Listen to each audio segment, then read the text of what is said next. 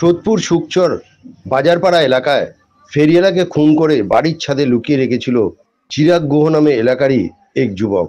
Tin ভাঙা লোহা ভাঙা ফেরিওয়ালার কাজ করত কামারহাটির বাসিন্দা আকরাম আলী। তার থেকে 2,500 টাকা ধার নিয়েছিল চিরাগ গুহ। এই ধার দেওয়ার টাকা নিয়ে বেশ কিছুদিন আগে চিরাগের সাথে গন্ডগোল হয়েছিল আকরামের। আকরাম আলী সেই টাকা চাইতে চিরাগের বাড়িতে এসেছিল, আর সেই সময় চিরাগ গুহ ফেরিওয়ালা আকরাম আলীকে বাড়িতে ঢুকিয়ে নিয়ে গিয়ে বেধড়ক মারধর করে, পাশাপাশি গলায় ও মুখে তার জড়িয়ে আকরামকে খুন করে। আর মানুষ দুর্গন্ধ পেয়ে খবর দেয় খড়দা থানা পুলিশকে। পুলিশ এসে বাড়ির ছাদ থেকে মৃতদেহ উদ্ধার করার পাশাপাশি অভিযুক্ত চিরাগকে গ্রেপ্তার করেছে।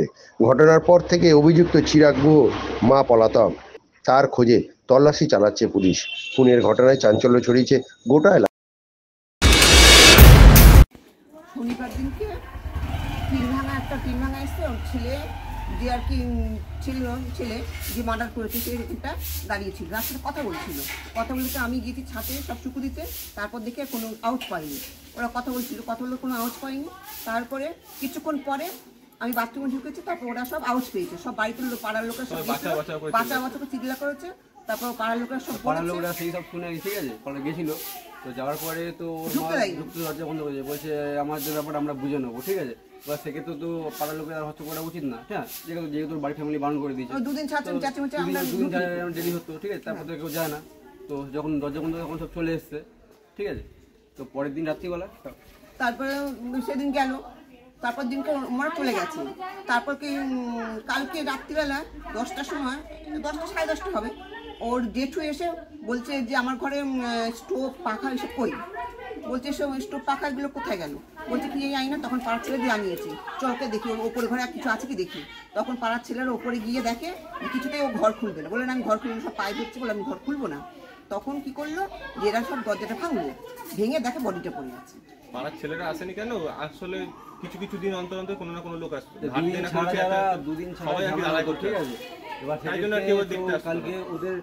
কালকে ওদের পাড়ার ওর দাদু ওর জেঠুই এসে পাড়ার লোক ছেলেদের খবর দিয়েছিল, ঠিক আছে। তো পাড়ার ছেলেদের খবর দিয়ে বললো যে চলো বাড়িতে একটু কি মানে গন্ধ বেরোচ্ছে পচা, ঠিক আছে। তো সে থেকে পাড়ার লোকেরা গেল, পাড়ার ছেলেরা গেছে। এবার ছেলেটাকে বলছে সাবে কোথায় আছে গন্ধ দেখবো। এবার ছেলেটা বলছে আমি যাবো না, তোমরা যাও, ঠিক আছে।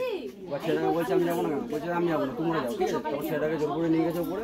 তো এবার ছেলেটাকে দরজাটা খুলতে হবে, সেটা আমি দরজা খুলবো না, ঠিক আছে। আর এমনি আগেকার দিনে তো বাড়ি আপনারা জানেন যে ভাঙাচোরা দরজা, ঠিক আছে। এই করতে করতে দরজা অটোমেটিক খুলে পড়ে গেছে। ছেলেটা কি এইসব করতো বরাবরই?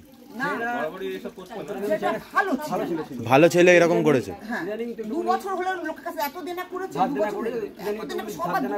মাছালা মশলাওয়ালা বাজারওয়ালা সবার কাছে দেনায় ডুবে গিয়ে এরকম কাজ করেছে। সবার কাছ থেকে সাইকেল বিক্রি করতো, টিন ভাঙাকে ডেকে নিয়ে এসে আজকে সাইকেল, কালকে মিটার, কালকে টাকা পয়সা ছিল হয়তো, ঠিক আছে, নিয়েই কীর্তি করেছে। ঠিক আছে।